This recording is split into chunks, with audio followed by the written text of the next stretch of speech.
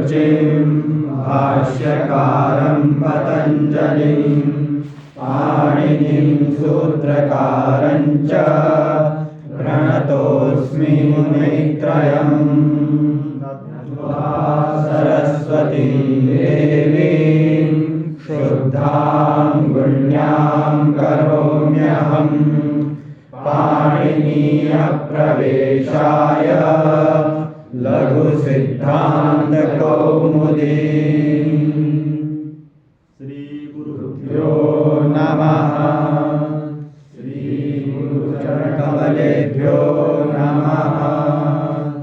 श्रीगुरुमातृचरणकमलेभ्यो नमः। कल उच्चारण स्थान के विषय में हम लोग जाने थे। आज प्रयत्न के विषय में जानेंगे। प्रयत्न किसको कहते हैं? वर्णों के उच्चारण के लिए शरीर के अंदर होने वाली जो चेष्टाएं हैं, क्रियाएं हैं, उसको उच्चारण कहते हैं, प्रयत्न कहते हैं।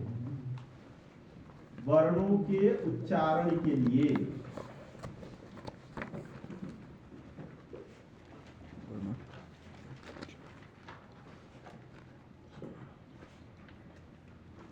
नाभि से लेकर ओष्ठ तक, नाभि से लेकर ओष्ठ तक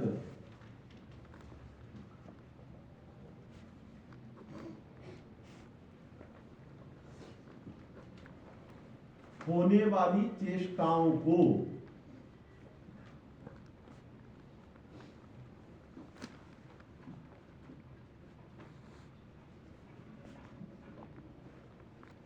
यत्न कहते हैं।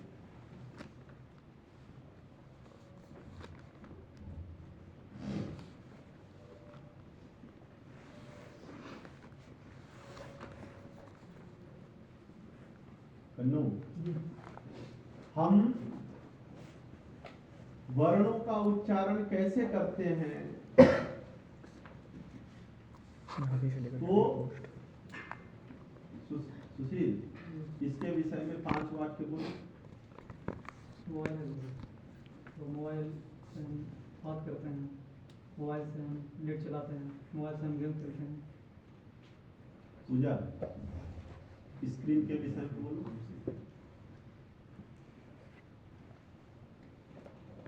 सब लोग सोचे रहो। 5 वाक्य कुछ बोलो ना। काला दिख रहा है, कुछ तो बोलो। हाँ, और कन्नू बोलो कवर के विषय में। कबर मुर्गी हरी है और कबर मुर्गी कौन की है? ये 3 लोग बोले ना, कुछ अनुभव किए।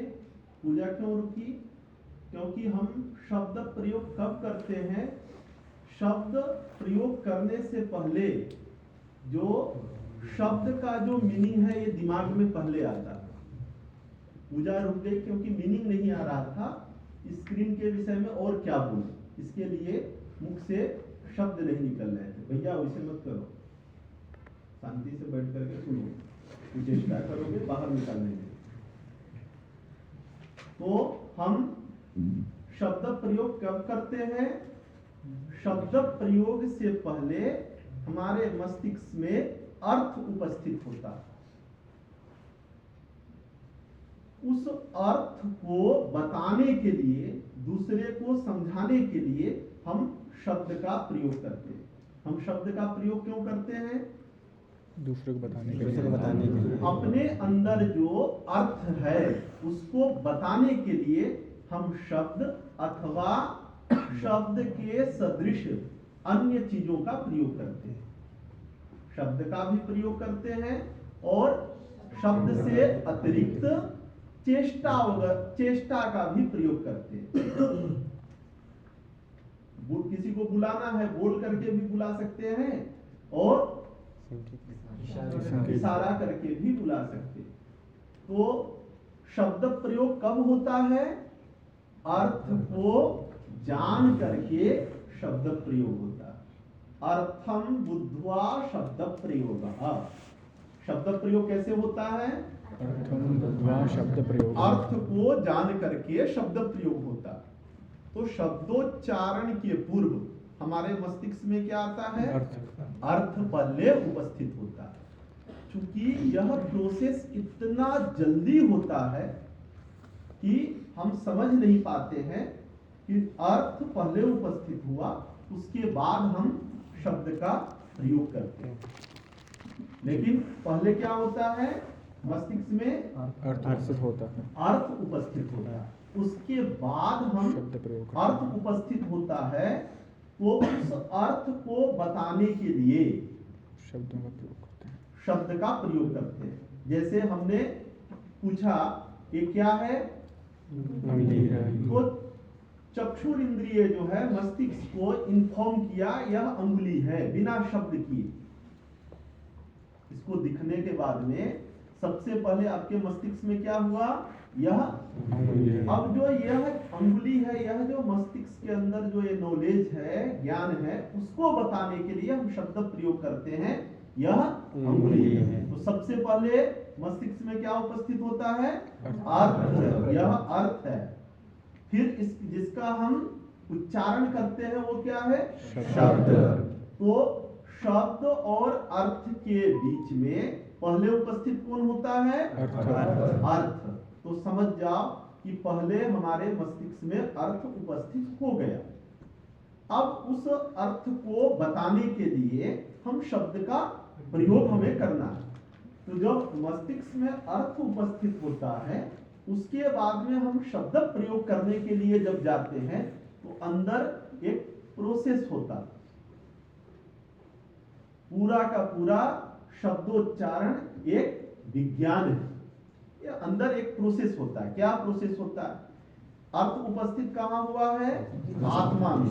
उसको आत्मा कहते हैं। दिमाग को क्या कहते हैं? आत्मा। तो आत्मा बुद्धिया समेत्यर्थान। आत्मा बुद्धि के द्वारा, बुद्धि के द्वारा माने तत्तद इंद्रियों के द्वारा। चक्षुर इंद्रिय ने रूप को ग्रहण किया, श्रोत्रेंद्रिय ने शब्द। कान जो है मस्तिष्क को क्या इन्फॉर्म किया? शब्द। आंख जो है मस्तिष्क को क्या इन्फॉर्म किया? रूप को। घ्राणेंद्रिय जो है ये सब इसके आत्मा के ये सब इंद्रियां जो है इन्फॉर्म करने वाला है। ये 5 इंद्रियां हैं। कितनी इंद्रियां हैं? 5। इसको बाह्य इंद्रिय कहते हैं। चक्षु किस चीज को इन्फॉर्म करता है? रूप को और रूप वाले द्रव्य को। जिसमें कलर हो, कलर को रूप कहते हैं और कलर वाला जो द्रव्य होता है उसको रूपवत द्रव्य कहते हैं। तो चक्षुर इंद्रिय किसको ग्रहण करता है? तो ये इन्फॉर्म किया किसको? रूप और रूप वाले द्रव्य को। ये द्रव्य है और इसका जो ये कलर है ये इसका रूप है। तो चक्षुर इंद्रिय से कलर को भी हम बता सकते हैं और मोबाइल इस कलर का है इसको भी बता सकते हैं। तो मोबाइल क्या हुआ? रूपवत द्रव्य। तो दोनों का प्रत्यक्ष किसके द्वारा होता है? चक्षु इंद्रिय द्वारा। तो आत्मा का जो अनुचर है, एम्प्लॉय है, वो आत्मा को इन्फॉर्म करता है। वो 5 है। आंख, सारी इंद्रियां जो है इसी में। आत्मा किधर है? तो उसका जो इन्फॉर्म करने वाला, सूचना देने वाला जो अनुचर है वो भी कहाँ रहेगा? प्रधान के पास। जो मोदी का जो बिल्कुल प्रधान सेक्रेटरी है वो किसके पास रहेगा? मोदी के पास रहेगा। क्यों? मोदी प्रधान है। उनके जितने IAS ऑफिसर होंगे ये सब मोदी जी के सचिवालय में इर्द गिर्द ही होंगे। अत्यंत जो करीब होगा, जो ज्यादा इन्फॉर्म करता होगा, बहुत विशेष होगा, वो और समीप रहता है। तो पूरे मस्तिष्क इधर है। अब इन्फॉर्म करने वाला कौन है? इंद्रियां। वो सारी इंद्रियां इसी में। देखो ये कौन है, चक्षुन्द्रिय, ये कौन है, घ्राणेन्द्रिय, रसनेन्द्रिय, श्रोतेन्द्रिय और ये त्वकेन्द्रिय। तो पांचों इंद्रियां किसके पास, बंद कर दो भाई।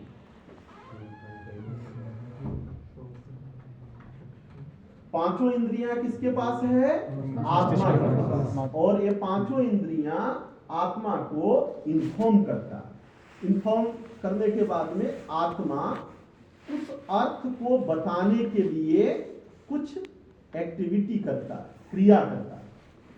वो क्या क्रिया है, जैसे आंख से हमने किसी चीज को देखा, देखने के बाद में आपसे किसी ने पूछा अथवा आपको इच्छा हुई बताने की, तो आत्मा इधर है मन, मन के साथ संयोग करता है, संबंध करता है। पहले आत्मा क्या करता है, बुद्धि के द्वारा, बुद्धि माने इंद्रियों के द्वारा अर्थ को समेट लेता है। तो आत्मा बुद्धिया समेत अर्थान, आत्मा बुद्धि के द्वारा अर्थ को समेट लेता है। उसके बाद विवक्षया, बोलने की इच्छा से मन के साथ संबंध करता है, बोलने की इच्छा से मन के साथ संबंध करता है। आत्मा बुद्धिया समेत अर्थान मनः युंक्ते विवक्षया, आत्मा ने किससे संबंध किया, मन से संबंध किया। जब जैसे आत्मा ने मन से संबंध किया, वैसे मन ने नीचे आकर के जठराग्नि में आघात किया। आत्मा बुद्धिया समेत अर्थान मनः युंक्ते विवक्षया।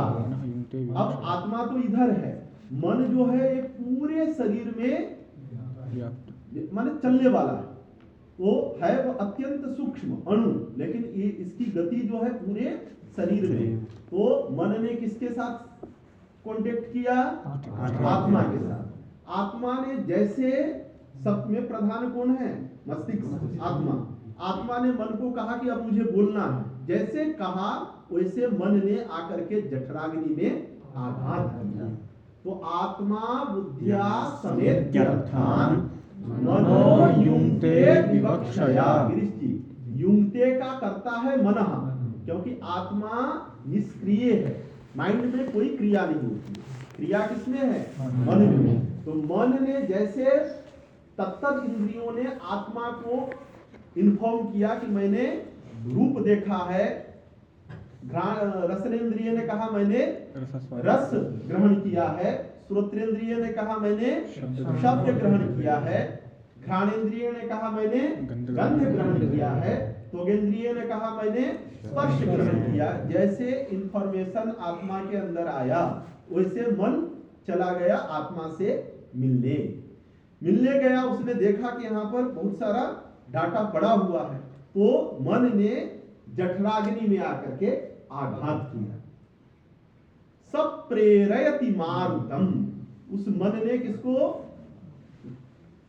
आत्मा बुद्धिया समेत अर्थान मनः युंक्ते विवक्षया मनः कायाग्नि माहन्ति। मन ने कायाग्नि को, कायाग्नि किधर है, पेट में। तो मन ने कायाग्नि को आघात किया, आहंति माने आघात किया। तो मनः कायाग्निम आहन्ति सब प्रेरयति मारुतम। तो कायाग्नि जो पेट है, इसमें वायु भरा हुआ, तो जब वायु भरा है उसके ऊपर मन ने आघात किया, तो यह जठराग्नि वायु को प्रेरित किया ऊपर आने के लिए। जब कोई चीज वायु से भरा हो और मजबूत हो, उसके ऊपर आघात कीजिए ना, तो पहले तो नीचे दबेगा, दबने के बाद में वो फिर ऊपर फोर्स करेगा, ऊपर की तरफ आएगा। और जिससे आघात करते हैं वो क्या होता है, जंप होता है। तो मन ने किसको आघात किया, जठराग्नि। जठराग्नि के अंदर क्या है, वायु। तो जठराग्नि ने वायु को जठराग्नि में आघात कर दिया। जब आघात कर दिया तो जठराग्नि से, इधर देखो, जठराग्नि से वायु ऊपर की तरफ। पहले मन ने क्या किया, जठराग्नि को आघात किया। आघात करने के बाद में जठराग्नि ने वायु को प्रेरित किया, कहां जाने के लिए, ऊपर। जैसे जठराग्नि ने वायु को प्रेरित किया इस नाभि से, वहीं से क्रियाएं शुरू हो गई। जठराग्नि ने वायु को प्रेरित किया, वायु इधर से मारुतस्तूरसी चरण, पुरसी कहते हैं वक्षस्थल को। जैसे जठराग्नि ने मन ने जठराग्नि को आघात किया, वैसे जठराग्नि ने वायु को प्रेरित किया। कहाँ आने के लिए? ऊपर। तो सब प्रेरयति मारुतम, उस जठराग्नि ने वायु को ऊपर आने के लिए प्रेरित किया। मारुतस्तूरसी चरण, जब प्रेरित किया तो वायु जो है हाथ में नहीं घूमना प्रारंभ किया। कहाँ? उरसी, उरसी माने वक्षस्थल। मारुतस्तूरसी चरण मंदम जनयते स्वरम, वो धीमी गति से आवाज करते हुए। जब एक कफ हो जाए ना, सर्दी वगैरह हो जाए, बोलिएगा तो सो सो सो की आवाज आती है। तो मारुतस्तूरसी चरण मंदम जनयते स्वरम, वो मंद मंद स्वर करते हुए ऊपर चढ़ा। अब चूंकि इधर से नली यहाँ से वायु उठी है और इसके यहाँ से लेकर के यहाँ तक क्या है? नली, उसके बाद में बंद है, प्लेन है।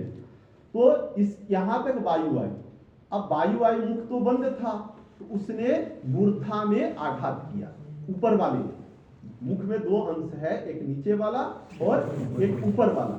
ऊपर वाले में आघात किया, ठीक इसके नीचे यहाँ, और इसके ये ऊपर है ना, इसके ऊपर जाओगे इस अंगुली के ऊपर और इससे नीचे तो मिलेगा मूर्धा। जहां पे लपलपा करके छोटा छोटा रहता है वो क्या है? मूर्धा। मूर्धा से टकराया, टकरा करके जैसे इधर से वायु का फोर्स आएगा और ये दीवार है तो वायु फिर क्या होगी? वापस आ जाएगी। तो इधर से वायु चली थी और जाकर के मूर्धा में टकरा करके लौटी। लौटने के बाद में उसको जहां कुछ वायु नीचे चला गया और कुछ वायु मुख के द्वारा निकला। बात समझ में आई? वायु मुख के द्वारा निकला। था, ऐसे हाथ रख के मुख के पास बोलो, बोलो। वायु निकला। वायु तो अभी सांस लिए नहीं थे, तो ये वायु कहां से निकला?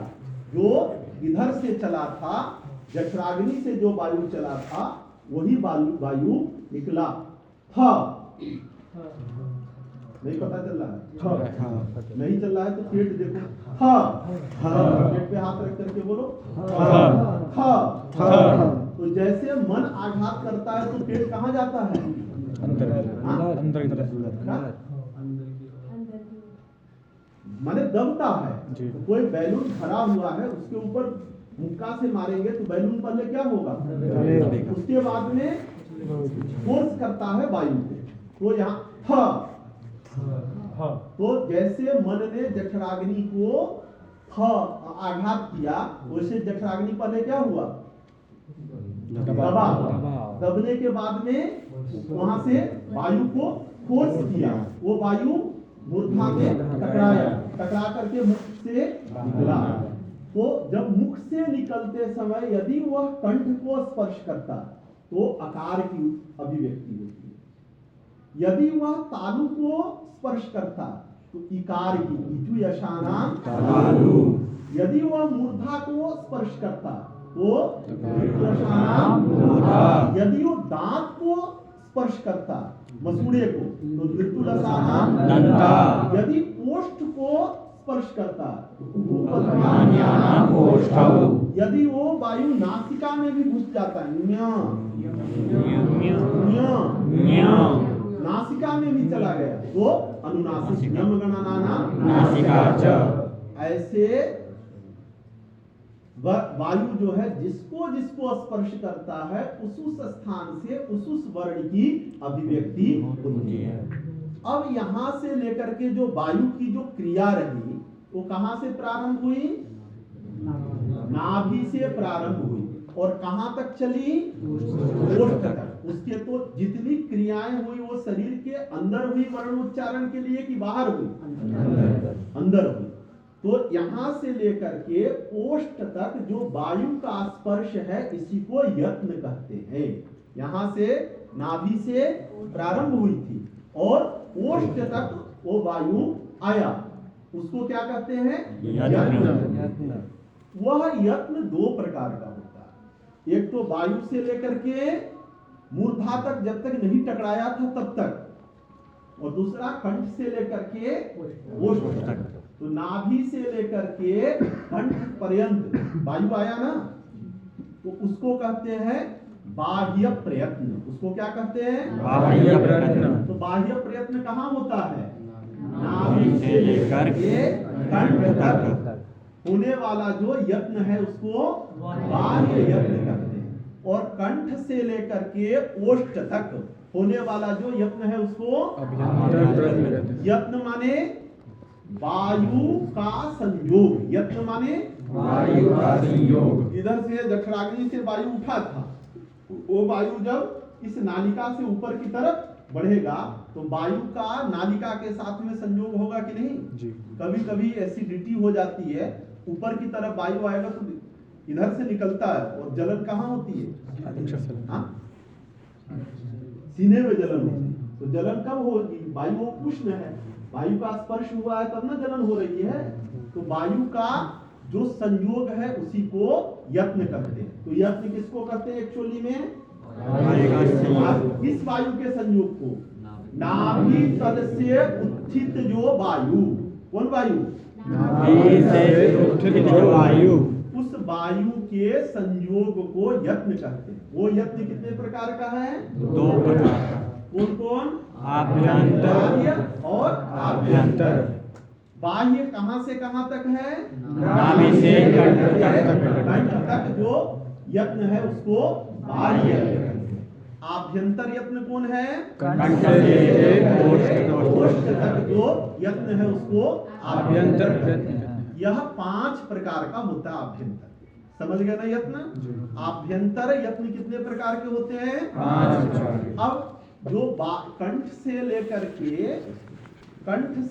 के वायु ओष्ठ तक जो होता है उसको आभ्यंतर प्रयत्न कहते हैं। तो इसको प्रयत्न कहते हैं, और इसको नाभि से लेकर के कंठ तक जो होता है उसको यत्न कहते हैं। तो यत्न और प्रयत्न में अंतर क्या है? जैसे बोलने की इच्छा हुई, बोलो तनस्विनी। दीपांशा उसका मुख बंद कर। कोई बोलना चाहा और उसने दूसरे ने उसका मुख बंद किया, ऐसे करके रह जाएगा, आवाज निकलती है। तो इसका मतलब है कि वर्णोच्चारण के ठीक अव्यवहित पूर्व में जो हो उसको प्रयत्न कहते हैं। प्रयत्न किसको कहते हैं? ठीक अव्यवहित पूर्व में जो हो उसको प्रयत्न कहते हैं। प्रकृष्टः यत्नः प्रयत्नः। यत्ने प्रकृष्टत्वञ्च वर्णोच्चारण अव्यवहित प्राक्षण वृत्तित्वम्। वर्णोच्चारण के अव्यवहित प्राक्षण में, तो जब हम वर्णोच्चारण करते हैं यहां से शुरू हुई, तो इसमें 2 पार्ट है। एक नाभि तल से लेकर के कहां तक? कंठ तक, एक फर्स्ट पार्ट, और कंठ से लेकर के ओष्ठ तक सेकेंड पार्ट। तो वर्णोच्चारण के ठीक पूर्व में आप ये कंठ से ओष्ठ तक वाला यत्न होगा कि नाभि से लेकर के कंठ तक वाला ओष्ठ यत्न होगा? वो पूर्व में है, अव्यवहित पूर्व में बेटा। कंठ से लेके ओष्ठ तक का देखो 2 यत्न होगा। यहाँ समझ जाओ कि ये बाह्य प्रयत्न है, नाभि से लेकर के कंठ तक, कंठ से लेकर के ओष्ठ तक ये आभ्यंतर प्रयत्न है, और इधर वर्णोच्चारण। तो वर्णोच्चारण के अव्यवहित, बीच में किसी का व्यवधान न हो, वर्णोच्चारण के अव्यवहित पूर्व क्षण में विद्यमान कौन यत्न है? कौन यत्न है? कौन यत्न है कन्नू? क्यों? ये क्यों नहीं है?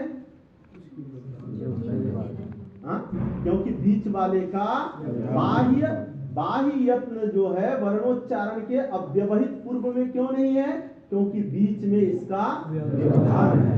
अव्यवहित कहते हैं जब दोनों के बीच में कोई न हो तो अव्यवहित कहलाता है, और बीच में हो गया तो व्यवहित है। तो वर्णोच्चारण के पूर्व में, अव्यवहित पूर्व में कौन विद्यमान है? कंठ से लेकर के ओष्ठ तक होने वाला जो यत्न है, तो जो अव्यवहित पूर्व में विद्यमान जो यत्न है, उस यत्न को आभ्यंतर यत्न करेंगे। तो प्रकृष्टः यत्नः प्रयत्नः, प्रयत्न किसको कन्नू? प्रकृष्टः यत्नः प्रयत्नः, प्रयत्न किसको कहते हैं? यत्नः प्रयत्नः। यत्न में प्रकृष्टत्व क्या है? वर्णोच्चारण के ठीक पहले रहना, ये यत्न में प्रकृष्टत्व है। यत्ने प्रकृष्टत्व नाम वर्णोच्चारण अव्यवहित प्राक क्षण वृत्तित्वम। तो आभ्यंतर प्रयत्न का लक्षण क्या होगा? कोई पूछे कि नाम आभ्यंतर प्रयत्नत्वम, तो वर्णोच्चारण अव्यवहित प्रापूर्व क्षण वृत्तित्वम आभ्यंतर प्रयत्नत्वम। आभ्यंतर प्रयत्न का लक्षण लिखो। वर्णोच्चारण अव्यवहित, वर्णोच्चारण अव्यवहित पूर्व क्षण वृत्तित्वम।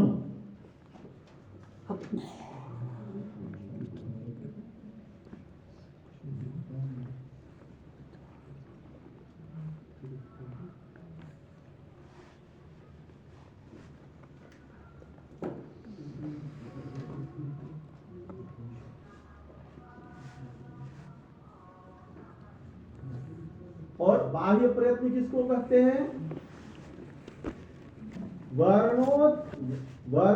वर्णाभिव्यक्ति जनकत्वे सति, वर्णाभिव्यक्ति जनकत्वे सति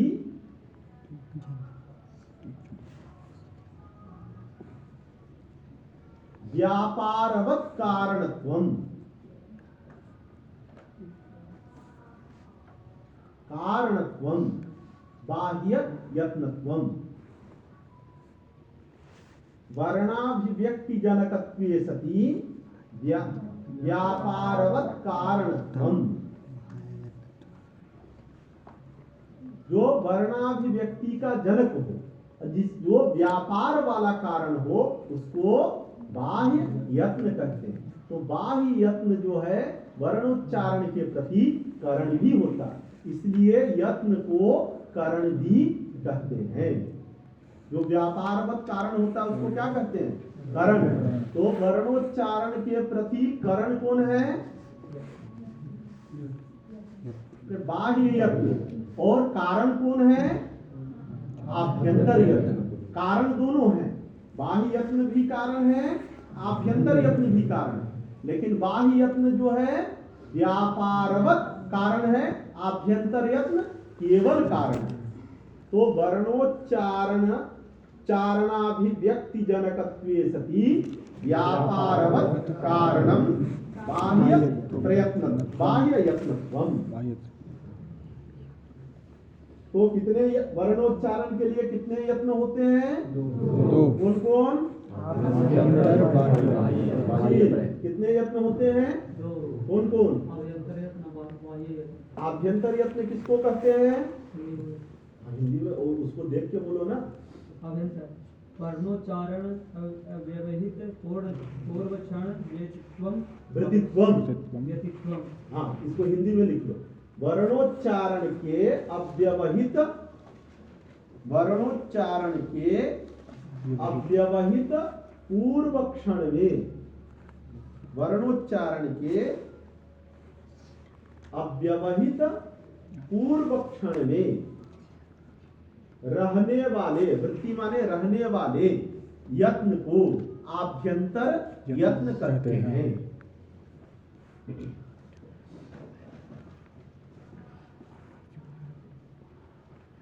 वर्णोच्चारण के पूर्व क्षण में रहने वाले यत्न को आभ्यंतर यत्न कहते हैं। बात समझ में आ गई?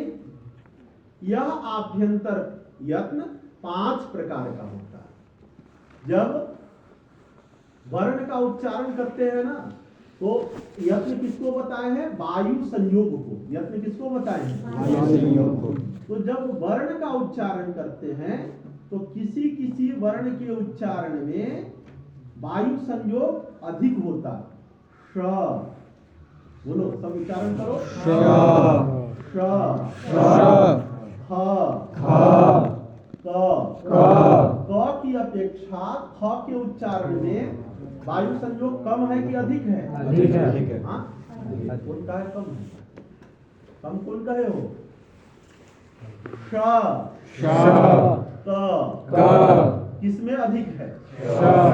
तो हम क्या देखे कि किसी वर्ण के उच्चारण में वायु अधिक है और किसी में, तो जिसमें अधिक होगा उसको माने अधिक स्पर्श करेगा उसको, उसका आभ्यंतर प्रयत्न होगा स्पृष्ट। थोड़ा कम स्पर्श करेगा वायु उच्चारण स्थान को, तो ईषद स्पृष्ट। तो कितने प्रकार के आभ्यंतर प्रयत्न होते हैं? 5 स्पृष्ट, ईषद, स्पृष्ट, ईषद, विवृत, विवृत, संवृत, भेदात्। कितने होते हैं?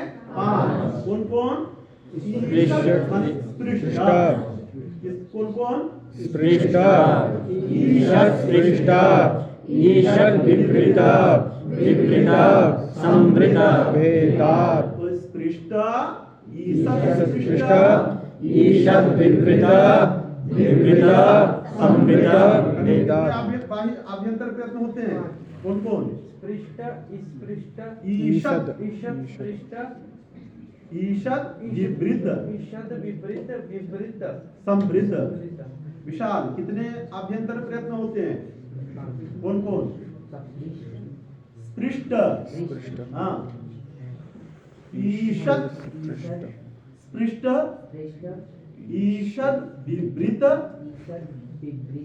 विवृत, संवृत। तो स्पृष्ट माने जिन वर्णों के उच्चारण में स्पर्श होता है, उच्चारण स्थानों का स्पर्श होता है, उन वर्णों का आभ्यंतर प्रयत्न स्पृष्ट होता है। जिन वर्णों के उच्चारण में थोड़ा कम उच्चारण स्थानों का स्पर्श होता है उसको ईषद स्पृष्ट। विवार का अर्थ होता है फैलाव।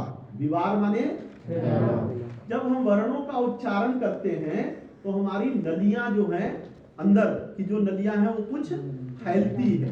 जैसे अ, बोलो च, आ, ई, ऊ। तो अ और आ किसमें विवार हो रहा है, माने किसमें फैलाव अधिक हो रहा है, किसमें कम हो रहा है? कन्नू बताएगा। हाँ? वैसे सुन के बोल रहे हैं क्या? हाँ? तो आ, तो जिसमें विवार माने होता है फैलाव, उच्चारण स्थानों का अधिक फैलाव हो उसका विवार होता है, और जिसमें कम फैलाव हो उसको ईषद विवृत कहते हैं। तो विवृत, ईषद, विवृत। तो कितने हो गए? 4। और संवृत कुछ में सकुच जाता, सकुचा जाता, सिमिट जाता उच्चारण स्थान। किसी किसी वर्णों के उच्चारण करने में जो उच्चारण स्थान है ये सिमिट जाता, उसको कहते हैं संवृत। संवृत वाला जो जिसमें सिमिटता है वो प्रायः अभ्यास में नहीं आता है। क्यों नहीं आता है वो कारण बताएंगे। तो कितने हुए हैं आभ्यंतर प्रयत्न? 5। कौन कौन सचिन? हाँ, हाँ, ईषद, विवृत, हाँ, नवीन कितने हुए? कौन कौन? हाँ,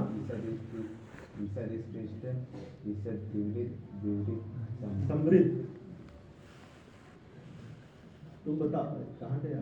हाँ, स्पृष्ट हाँ? ईषद स्पृष्ट हाँ? ईषद विपरीत हाँ? विपरीत संवृत हाँ, पांडे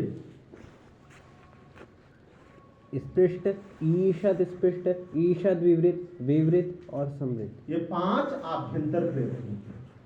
अब 5 आभ्यंतर प्रयत्न होते हैं तो किन वर्णों का कौन सा आभ्यंतर प्रयत्न है? तो तत्र स्पृष्टम प्रयत्नम स्पर्शानाम, जो स्पर्श संज्ञक वर्ण है उनका आभ्यंतर प्रयत्न स्पृष्ट है। 5 होते हैं ना आभ्यंतर प्रयत्न, कौन कौन?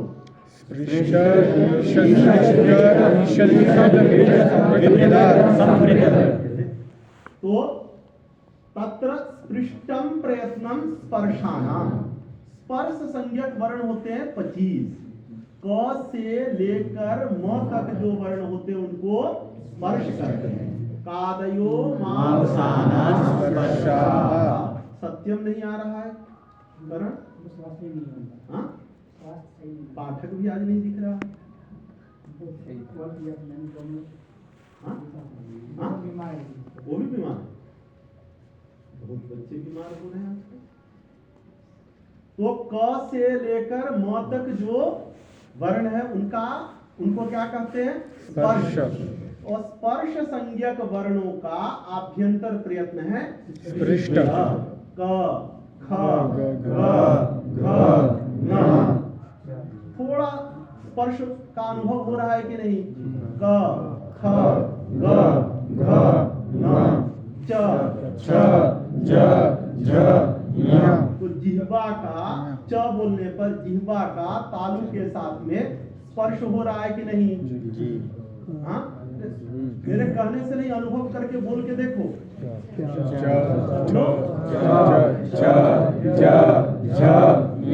स्पर्श हुआ कि नहीं जिह्वा का? तो इसलिए च को क्या कहते हैं? च का आभ्यंतर प्रयत्न क्या होगा?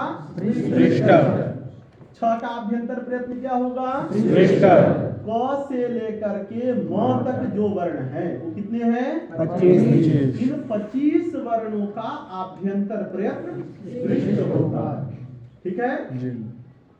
तत्र स्पृष्टम प्रयत्नम स्पर्शानाम, ईषत् स्पृष्टम अंतस्थानाम। कुछ वर्ण अंतस्थ होते हैं। अंतस्थ कहते हैं अंतः तिष्ठति इति अंतस्थः। कुछ वर्ण जो हैं अंदर ही य, व, र, ल, ये सब कहाँ है? अंदर ही साउंड करके खत्म हो जाते हैं। जैसे फ बोले तो वायु बाहर, लेकिन य बोले तो अंदर रहता है। य, व, र, ल, इनको क्या कहते हैं? अंतस्थ। तो अंतस्थ वर्णों का आभ्यंतर प्रयत्न ईषत् स्पृष्ट होता है। तो य, व, र, ल, इसमें थोड़ा स्पर्श होता है। जितना च के उच्चारण में जिह्वा तालु को जितना स्पर्श करता था उससे कम य के उच्चारण में करता है। च दोनों का उच्चारण स्थान य और च का उच्चारण स्थान क्या है सुधीर? लेकिन च का उच्चारण में देखो जितना जिह्वा तालु को स्पर्श करता है य के उच्चारण में उतना नहीं करता है। करके देखो, बोलो ना ठीक से, जोर से। च, य, किसमें अधिक जिह्वा उच्चारण किया? इसलिए च का आभ्यंतर प्रयत्न स्पृष्ट है, लेकिन य का आभ्यंतर प्रयत्न स्पृष्ट, क्योंकि जिह्वा ने यकार के उच्चारण करते समय तालु को स्पर्श तो किया लेकिन कितना किया? कम किया। इसलिए ईषत् स्पृष्ट अंतस्थ संज्ञक वर्णों का आभ्यंतर प्रयत्न ईषत् स्पृष्ट होता है। तो स्पर्श संज्ञक वर्णों का आभ्यंतर प्रयत्न विशाल। हाँ, आज तबीयत तुम्हारी ठीक नहीं है, दूसरे बार बार मन कक्षा से भाग जा रहा है। ठंडी लग गई है क्या? हाँ, तो सब भैया सब देखो स्वेटर पहनने की तकलीफ भूल रहे, स्वेटर पहन के आया करो, मौसम बदल रहा है ना, बुखार लगेगी। अब ब, व, यह भी उच्चारण स्थान है और दांत भी उच्चारण स्थान है, लेकिन ब के उच्चारण करते समय ऊपर वाले ओष्ठ ने नीचे वाले ओष्ठ को ज्यादा स्पर्श किया, इसलिए बकार का आभ्यंतर प्रयत्न स्पृष्ट और वकार का आभ्यंतर प्रयत्न ईषत्। बात समझ में आई? तो य ब र ल इन वर्णों को अंतस्थ करते हैं। इनकी कौन संज्ञा है? अंतस्थ। इनका आभ्यंतर प्रयत्न ईषत् स्पृष्ट। तो स्पृष्ट ईषत् स्पृष्ट ईषत् विवृत। कुछ वर्णों का आभ्यंतर प्रयत्न ईषत् विवृत होता है। तो ईषत् विवृत किनका आभ्यंतर प्रयत्न होता है? ऊष्म संज्ञक वर्णों का। किनका? ऊष्म संज्ञक वर्ण। उष्ण संज्ञक वर्ण कौन है? श, श, स। इनके उच्चारण से गर्म वायु थोड़ा ऐसा गर्म नहीं कि जो चाय वाला गर्म, लेकिन थोड़ा गर्म निकलता है। श श श। इसलिए उष्म संज्ञक वर्ण कौन है? हाँ कौन? गर्म नहीं, थोड़ा ऐसे करके अनुभव करोगे तब होगा। बोला अब जल्दी जल्दी ऐसे मत बोलो।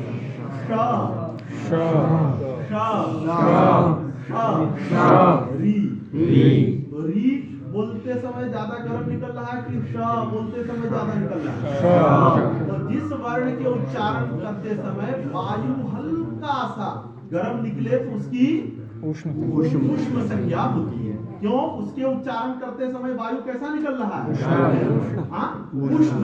इसलिए ऊष्म संज्ञक वर्ण कौन है? हाँ ठीक से बोल बेटा।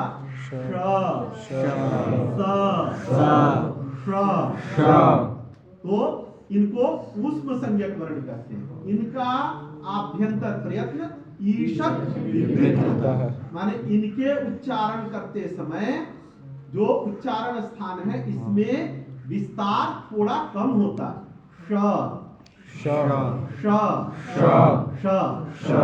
तो ईषत् विवृतम ऊष्मणाम विवृतम स्वराणाम। बोलो पूजा।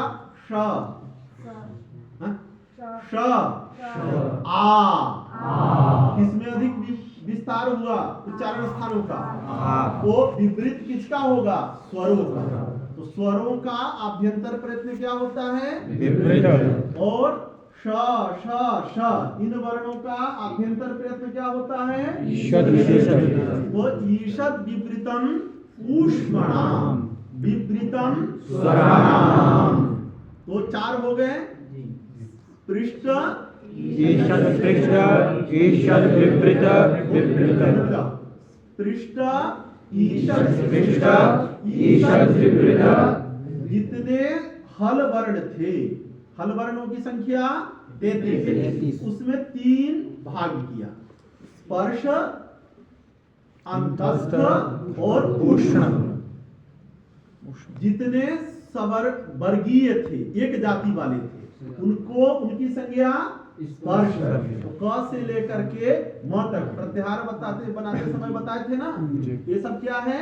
एक जाति सजातीय है। तो जितने सजातीय है उसमें उनकी स्पर्श संज्ञा। और 14 सूत्रों में जो विजातीय है पहले, तो 14 सूत्रों में कन्नू बताएगा 14 सूत्रों में कौन विजातीय हल वर्ण है? पहले हल प्रत्याहार से शुरू करो। ह य व र ल। तो कौन विजातीय हल वर्ण है? सबसे पहले सजातीय कौन है बेटा? जो क से लेकर के म तक आता है वह सजातीय, और जो उसमें नहीं आता है वह विजातीय है। तो ऐसा सबसे पहले कौन है जो विजातीय आता है? 14 सूत्रों में विजातीय में से कौन आता है पहले? देख के बता।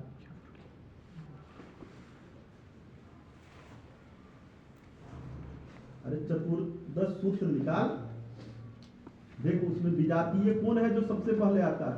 कन्नू बताएगा, और जोर से बोलना।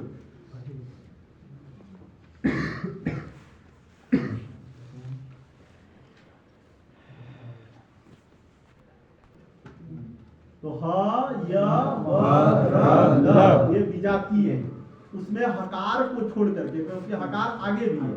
तो य व र ल इनकी अंतस्थ संज्ञा। इनकी कौन संज्ञा? अंतस्थ संज्ञा। पूरे हल वर्ण को 3 भाग में बांटे। सबसे पहले स्पर्श, फिर अंतस्थ, फिर ऊष्म। तो श श श ह, ये क्या हुए?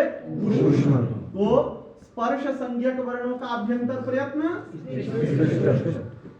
अंतस्थ संज्ञक वर्णों का आभ्यंतर प्रयत्न,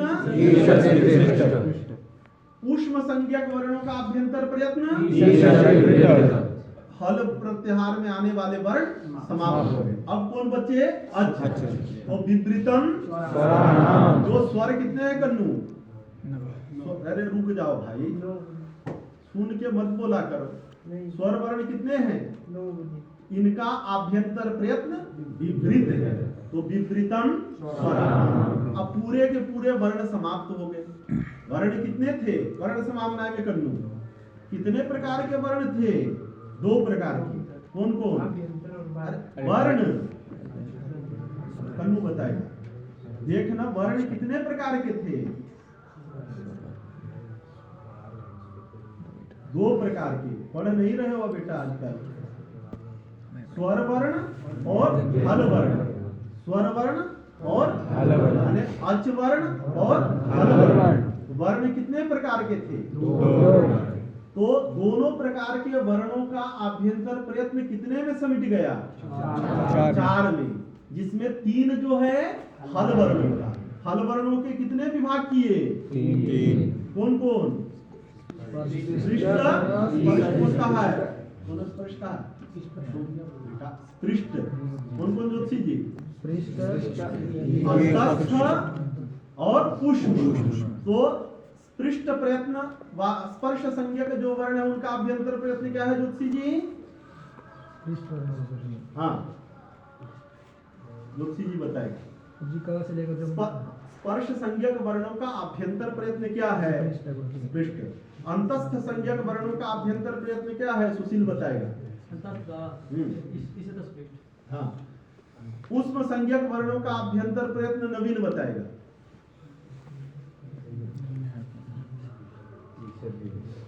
हाँ, ईषद विवृत। स्वर संज्ञक वर्णों का अभ्यंतर प्रयत्न विवृत। तो सारे समाप्त हो गए कि नहीं? फिर भी एक कौन बच गया? उसके लिए लिख रहे हैं ह्रस्वस्य वर्णस्य प्रयोगे संवृतम प्रक्रिया दशायां तु विवृतमेव। माने कुछ ऐसे व्यक्ति होते हैं जिसका एक फेस होता है, जो है वही दिख रहा, और कुछ ऐसे होते हैं जो डबल फेस वाले होते हैं। यह आकार जो है इसका डबल फेस है। माने कभी जो है केवल प्रयोग में रहेगा तो क्या दिखाएगा अपने आप को? विपरीत है। जब कोई सूत्र की प्रवृत्ति करनी हो तो ये क्या हो जाएगा? इसके डबल फेस। तो वर्ण में भी डबल फेस वाले होते हैं, लोक में भी डबल फेस नहीं होते। कोई दिखेगा बड़ा मीठा मीठा बात करेगा और अंदर से दुष्ट न भी रहे वैसा नहीं है। दुष्ट करने पर बच्चे नाराज हो जाएंगे। दुष्ट न भी हो लेकिन सीधा सीधा बात नहीं करेगा। और कुछ ऐसे हैं जो मनस्येकम वचस्येकम कर्मण्येकम महात्मना, जो मन में है वही वचन में और वही कर्म में। ज्योतिषी जी हमारे हैं जो मन में वही वचन में वही कर्म में। ज्योतिषी जी के अंदर जो है जो बात है वो सामने सामने। तो ज्योतिषी जी का एक फेस है, गुरु जी के 2 फेस है। अरे डांटते हैं वो दिखावटी, लेकिन बच्चों से प्रेम तो है ना। तो जब अध्यापक होता है तो मेरा कितना फेस होता है? वो डराएंगे, नहीं पढ़ोगे, मारेंगे, पीटेंगे, लेकिन शत्रु तो है नहीं। इसका मतलब अंदर क्या है? प्रेम, और बाहर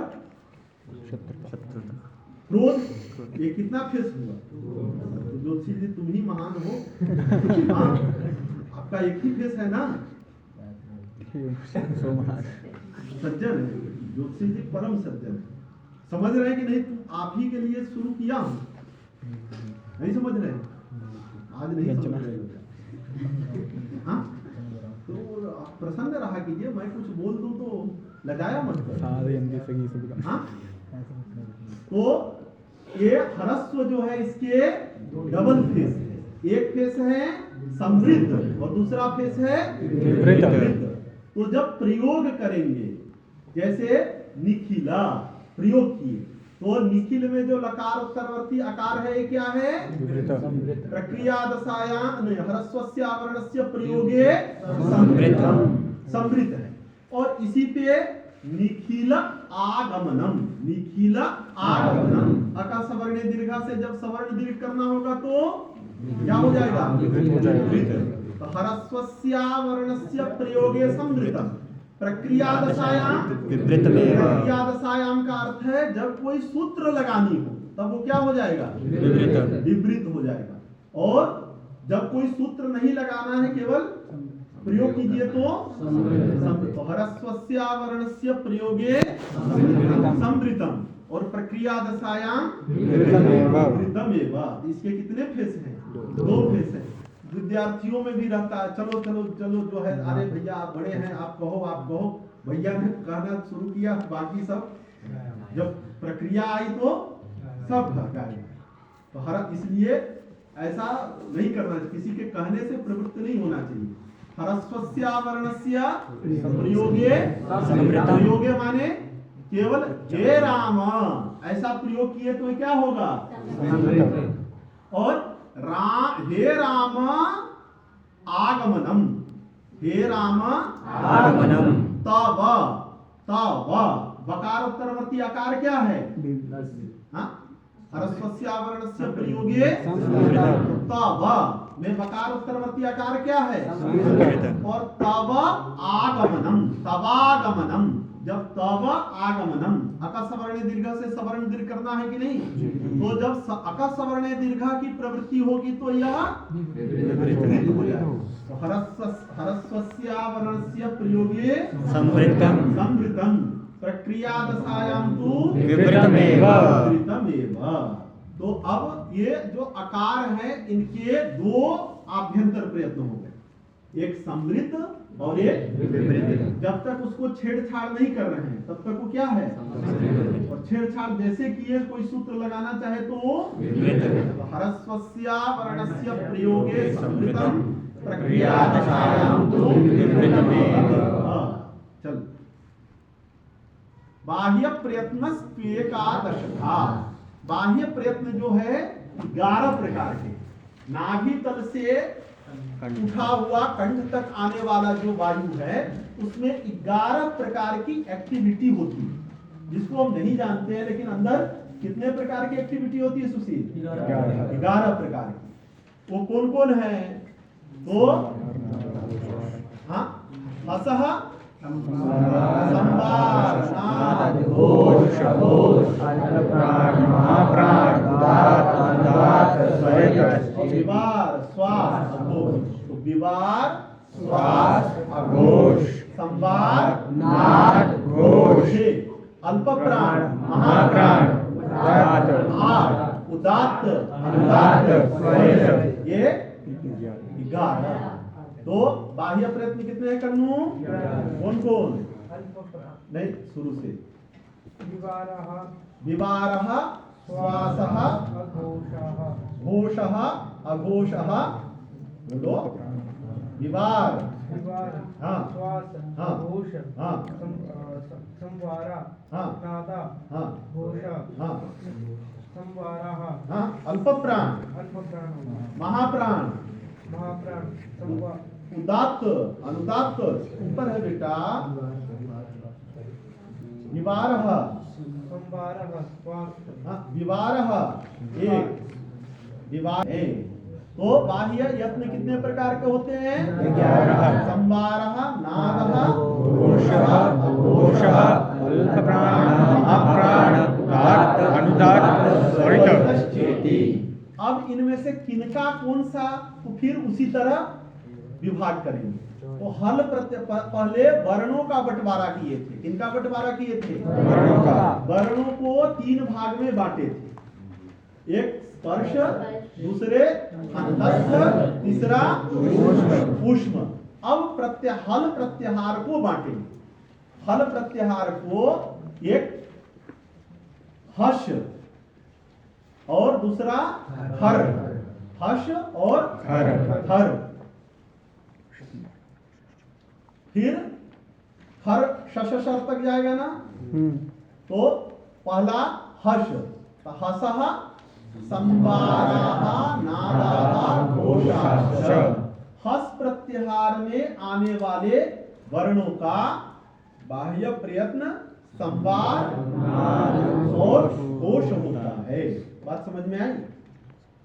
एक गुरु जी थे आदरणीय सीताराम शास्त्री गुरु जी, बहुत बड़े विद्वान, उनके 7 पीढ़ी से विद्वान चलता आ रहा। अंतिम पीढ़ी के बेचू के एचओडी थे आदरणीय श्री बाल शास्त्री जी, तो उनका पुत्र जो है ये 7वीं पीढ़ी का। तो सीताराम शास्त्री गुरु जी लोगों को अवधि पढ़ा रहे थे, तो मैंने अपने काल में प्रश्न किया रहा कि आभ्यंतर प्रयत्न कितने हैं, बाह्य प्रयत्न कितने हैं, कौन कौन? क्या लिखा है? ठीक से देख के पढ़ो। संवारः श्वासो ना एक वचन है कि बहुवचन? जब बंटवारा करने लगे, हसः संवाराः नादाः घोषाश्च, तो बहुवचन कर दिए। करना चाहिए हसः संवारः नादः घोषश्च। जब बाह्य प्रयत्नों का विभाग किए तो एक वचन, और जब बाह्य बताने लगे कि हस प्रत्याहार में आने वाले वर्णों का बाह्य प्रयत्न होता है हसः संवार नाद घोष, तो क्या कर दिए? बहुवचन। बहुवचन। ऐसा क्यों किए गुरु जी? गुरु जी ढूंढीराज गणेश जी के बहुत बड़े उपासक, एक इतनी बड़ी लड्डू दी। ये मैं 1996-95 की बात बता रहा हूँ। उस समय बहुत तुम लोगों में से बहुत लोगों का किसी का नहीं हुआ है ना? नहीं, 95-96 में किसी का जन्म नहीं हुआ। इतनी बड़ी लड़की है, बहुत अच्छा। इतने दिन से पढ़ा रहे थे, किसी ने पूछा ही नहीं। बहुत अच्छा। एक वचन है ना, देखो, हसः संवारः नादः घोषः। जब बताने लगे 11 प्रकार के बाह्य प्रयत्न होते हैं, तो संवार को क्या किया? बहुवचन की एक वचन, वो कह रहा बहुवचन। हाँ बेटा, एक वचन में किया है संवारः नादः, बहुवचन किया है। जब हस प्रत्याहार का बाह्य प्रयत्न बताने लगे तो बहुवचन, हसः संवाराः नादाः घोषाश्च, हरो विवाराः श्वासाः घोषाश्च, वर्णानां द्वितीय चतुर्थौ शतश्च महाप्राणाः, वर्गाणां प्रथम तृतीय पंचमः जड़श्च अग्रप्राणाः। सब जगह बहुवचन है, लेकिन इधर एक वचन। तो ऐसा क्यों किए, ये प्रश्न हुआ। तो संवार, नाद, घोष, ये सब भाव प्रधान निर्देश। संवार का अर्थ है संवारत्ववान। संवार का अर्थ है संवारत्ववान। जिसमें संवारत्व रहता है, जिस वर्ण में संवारत्व रहता है, उसको संवार कहते हैं। तो अब हसः संवाराः नादाः घोषाः, ये बहुवचन क्यों हुआ? क्योंकि हस प्रत्याहार में कितने वर्ण आते हैं? हय वर्ग के ह से लेकर के जब गढ़ दश के शकार, तो अंतिम तृतीय में पर्यवसित हो रहा, और इधर पंचम से शुरू हो रहा। तो पूरा पंचम, पूरा चतुर्थ, पूरा तृतीय, कितने हुए? 15। और ह य व र ल कितने हुए? 20। तो हस प्रत्याहार में कितने आएंगे? 20। तो 20 वर्णों में क्या होगा? संवारत्व रहेगा। तो ये संवारत्व एक हुआ कि अनेक हुआ? अनेक होने के कारण बहुवचन, क्योंकि हस प्रत्याहार में कितने वर्ण आ रहे हैं? 20। इस प्रत्येक वर्ण के लिए एक एक संवारत्व चाहिए, इसलिए कितने संवारत्व चाहिए? 20। अगर एक कह देते संवारः, तो कितना संवारत्व उपस्थित होता? एक 20 में रह सकता है? संवारत्व की टुकड़ी टुकड़ी हो जाती है। सबको अखंड चाहिए, वर्णों को कैसा चाहिए? अखंड। किसी को खंड चाहिए? नहीं। जब बहुवचन कर दिया तो संवाराह से कितने संवार उपस्थित होंगे? 20। सारे 20 वर्ण एक एक संवारत्व को ले लेगा। इसलिए चूंकि हस प्रत्याहार में 20 वर्ण आते हैं, इसलिए संवार को बहुवचन किया। तो हसः, संवाराः, नादाः, घोषाश्च, सभी जगह बहुवचन है। खरो, विवाराः, श्वासाः, अघोषाश्च। खर प्रत्याहार में तिवारी कितने वर्ण आएंगे? बिना देखे बोलो, अभ्यास कर नहीं रहे। विवारः श्वासः। खर प्रत्याहार में कितने वर्ण आएंगे? फटाक दे अभ्यास करके आया करो।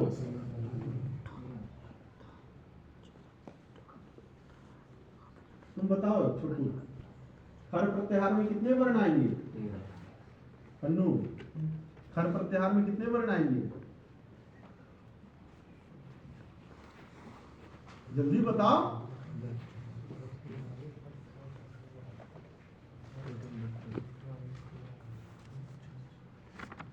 विशाल, जब पढ़ाई न करने पर पिटाई होती है फिर। तुलसी जी, खर प्रत्याहार में कितने वर्ण आएंगे? आप गिन लो।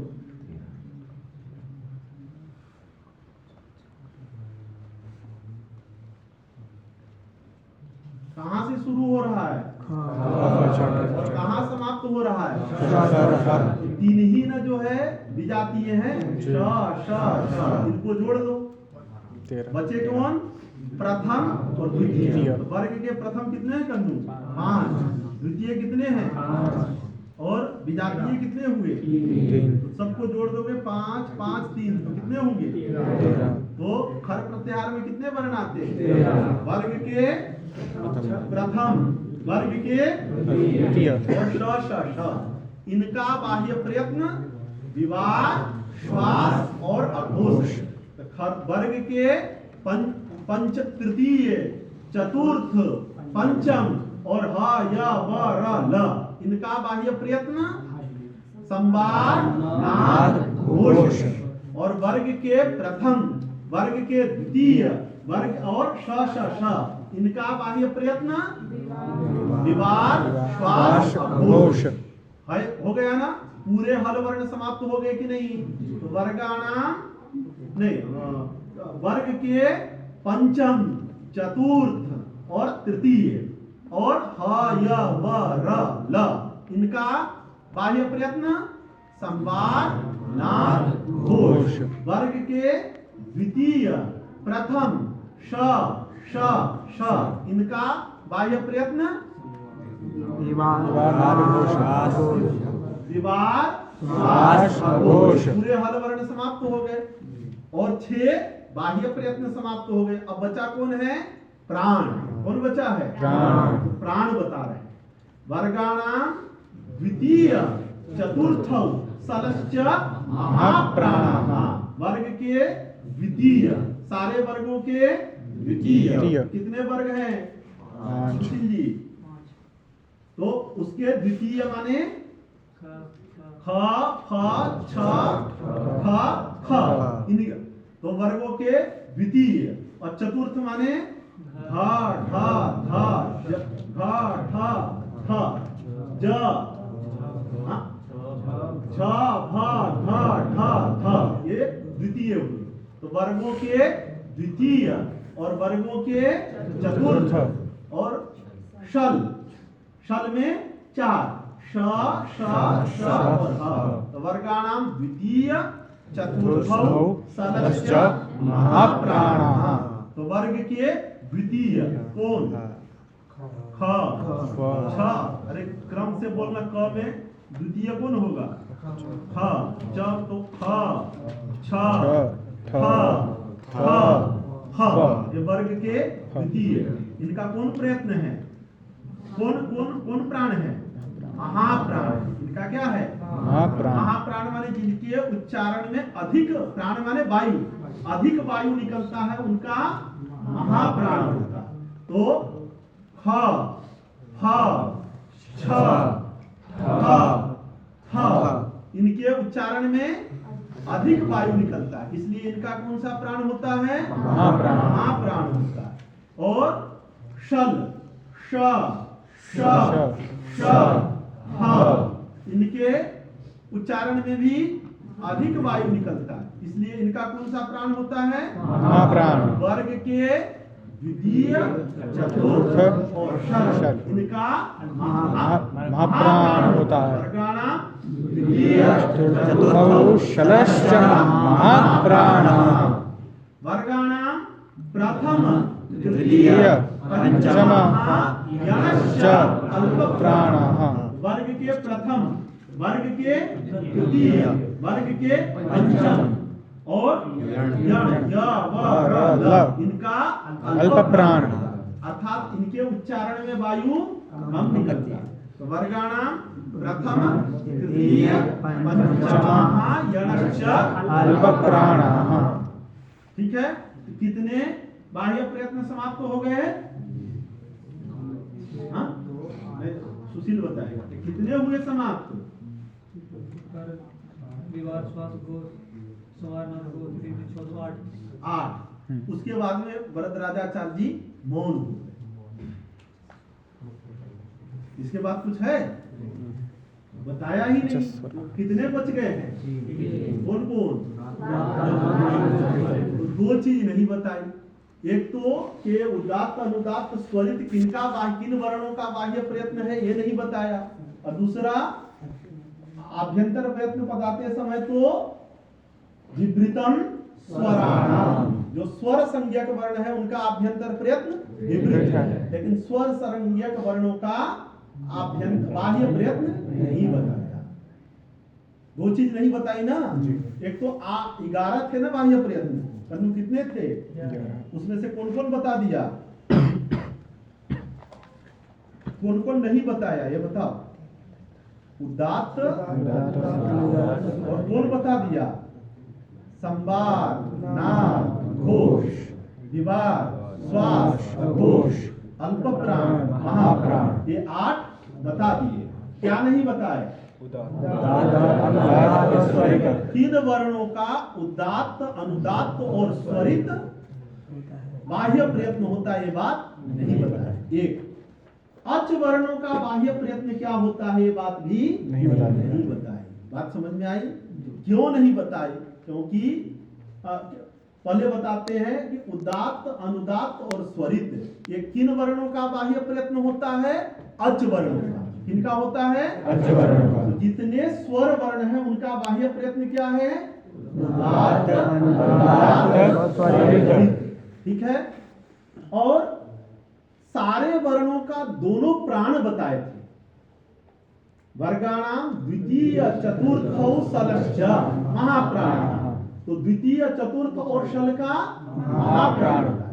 और बचे कौन? प्रथम, द्वितीय, पंचम और यण, उनका क्या बताए? अल्प प्राण। लेकिन अच का प्राण भी नहीं बताया। तो काहे पक्षपात भाई? तिवारी, पक्षपात क्यों? बात समझ में आई? सारे वर्णों का दोनों प्राण बताए कि नहीं? सबसे पहले तो विवार, श्वास, घोष, अघोष, नाद ये सब बता दिए। उसके बाद में जितने ह से लेकर के ल तक वर्ण हैं इनको विभाग करके क्या बताया? प्राण बताया। वर्गों के द्वितीय, चतुर्थ और शल, इनका क्या है? बचे कौन? प्रथम, द्वितीय, पंचम और गण, इनका क्या है? सभी वर्णों का जितने हल वर्ण है सभी का प्राण बताया कि नहीं? लेकिन अच वर्णों का नहीं बताया, प्राण भी नहीं बताया। और अच वर्णों का क्या बाह्य प्रयत्न होता है ये बात भी नहीं बताई। तो अच वर्णों का बाह्य प्रयत्न होता है उदात्त, अनुदात्त, स्वरित। ये पहले बता चुके हैं। उच्चैरुदात्तः, नीचैरुदात्तः, समाहारस्वरितः। फिर से बताते तो पुनरुक्ति होती, इसलिए आचार्य ने पुनः उस बात को नहीं बताया। तो अच वर्णों का बाह्य प्रयत्न क्या होता है? उदात्त, अनुदात्त, स्वरित। ठीक है। तो कहे गुरुजी प्राण तो बताना चाहिए, कितना छिपाएंगे, प्राण बताना चाहिए कि नहीं? प्राण क्यों नहीं बताए? तो वर्गाणाम द्वितीय चतुर्थ षडश्च वर्गाणाम वर्गाणाम प्रथम तृतीय पंचमः यणश्च अल्प प्राण। तो यणश्च में जो चकार है ना वो अच का भी बोधक है। तो सारे अच वर्णों का प्राण कौन होता है? अल्प प्राण होता है, इसलिए अलग से नहीं कहे। बात समझ में आ गई? तो सारे अच वर्णों का कौन सा प्राण होता है कन्नू? आज जो है पता नहीं काहे टावर उड़ा है तुम्हारा, गुड़ बकरे काहे फाड़ रहे हो उसको? अच वर्णों का क्या, मूर्ख नहीं रहने दूंगा कन्नू, उतारू क्या देखे? बोल, बोलो जोर से चिल्ला के। अल्प प्राण। अच वर्णों का कौन सा प्राण होता है? अल्प प्राण। और अच वर्णों का बाह्य प्रयत्न क्या है? कन्नू को बोलने दो। अच वर्णों का बाह्य प्रयत्न क्या है? उदात्त, अनुदात्त, स्वरित। और अच वर्णों का अभ्यंतर प्रयत्न क्या है? भी पढ़ा है। अच वर्णों का अभ्यंतर प्रयत्न क्या है? बोलो विशाल।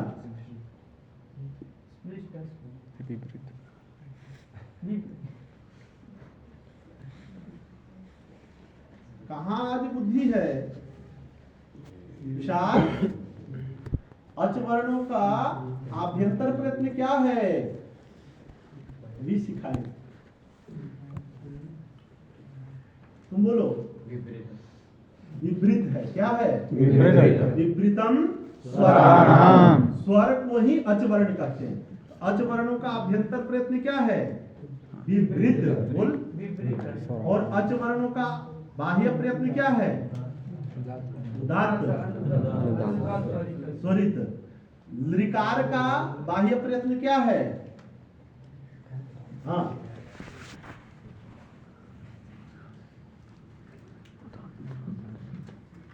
एकार का बुद्धि लगाव बुड़बक कहीं के। अरे सारे अच वर्णों का बाह्य प्रयत्न क्या बताया हूं? उदात्त, अनुदात्त, स्वरित। अच प्रत्याहार में कितने वर्ण आते हैं? कौन कौन? अ, इ, ओ, ऋ, बोल। ऋ। नहीं पढ़ रहा है। ओ, ऐ, औ। अ, ई, उ, ऋ, ए, ओ, ऐ, औ। इन सब का बाह्य प्रयत्न क्या होगा? उदात्त, अनुदात्त, स्वरित। अच वर्णों का बाह्य प्रयत्न क्या होता है? उदात्त, अनुदात्त, स्वरित। लृकार का बाह्य प्रयत्न क्या होगा? उदात्त, अनुदात्त, स्वरित। आकार का बाह्य प्रयत्न क्या होगा? उदात्त अनुदात्त स्वरित। आकार का बाह्य प्राण क्या होगा? अल्प प्राण। क्यों? सारे अच वर्णों का अल्प प्राण होता है। तो आकार का भी अल्प प्राण है, इकार का भी अल्प प्राण है, उकार का भी अल्प प्राण है, ऐकार का भी अल्प प्राण है, औकार का भी अल्प प्राण है। और सारे अच वर्णों का बाह्य प्रयत्न उदात्त, अनुदात्त, स्वरित होता है। एक एक का अ, ई, उ, ऋ, ए, ओ, ऐ, औ। इनका बाह्य प्रयत्न क्या होगा? उदात्त, अनुदात्त, स्वरित। उदात्त, स्वरित। इसी प्रकार पूछे कि कोई अ का आभ्यंतर प्रयत्न क्या है? तो विपरीत। क्या है? विपरीत। विपरीत। ई का आभ्यंतर प्रयत्न क्या है? विपरीत। उ का आभ्यंतर प्रयत्न क्या है? विपरीत। ऐ का आभ्यंतर प्रयत्न क्या है? विपरीत। औ का आभ्यंतर प्रयत्न क्या है? विपरीत। ये ध्यान में रखना चाहिए। सारे अच वर्णों का आभ्यंतर प्रयत्न विपरीत है। तो नौ में से किसी एक को पूछे तो क्या बताना चाहिए? विपरीत। और ऐकार का बाह्य प्राण क्या है जोशी जी? हाँ, ऐकार का भी प्राण होगा अल्प प्राण। अल्प। क्यों? सारे अच वर्णों का अल्प प्राण है, तो ऐकार का भी अल्प प्राण होगा। चलो आगे। कादयो मावसानः स्पर्शः। कादयो मावसानः स्पर्शः। क से लेकर के म तक को स्पर्श करते हैं। यणः अन्तस्थः। य व र ल को अंतस्थ करते हैं। शलः ऊष्माणः शल उष्माणः श श श ह को ऊष्मा कहते हैं च स्वराः को स्वर कहते हैं ख इति कफाभ्यां हाँ? ख इति कफाभ्यां प्रागत फिर सदृशो मूल्यः अह क अह ख इति कखाभ्यां प्राक् अर्धविसर्ग सदृशो जिह्वामूल्यस्य क और ख के पहले आधे माने चंद्र के तरफ द्वितीया के चंद्र की तरफ ऊपर और नीचे लगा है इसको जिह्वामूल्य कहते हैं अह प अह फ इति पफाभ्यां प्राक् अर्धविसर्ग सदृशो अर्धविसर्ग सदृशः उपध्मानीयः प और फ के पहले चंद्रमे की तरह अर्ध विसर्ग के सदृश द्वितीया के चांद जो लगा है ऊपर और नीचे से उसको उपध्मानीय कहते हैं अ के आगे जो बिंदी लगा है ऊपर उसको अनुस्वार कहते हैं अ के ऊपर जो बिंदी लगा है एक बिंदी उसको अनुस्वार कहते हैं और अ के आगे जो बिंदु द्वय लगा है उसको विसर्ग कहते हैं अम अह इत्यतः परौ अनुस्वार विसर्गौ वर्णस्य च प्रत्ययः गुरुभ्यो नमः कमलेभ्यो नमः श्री गुरुमातृचरणकमलेभ्यो नमः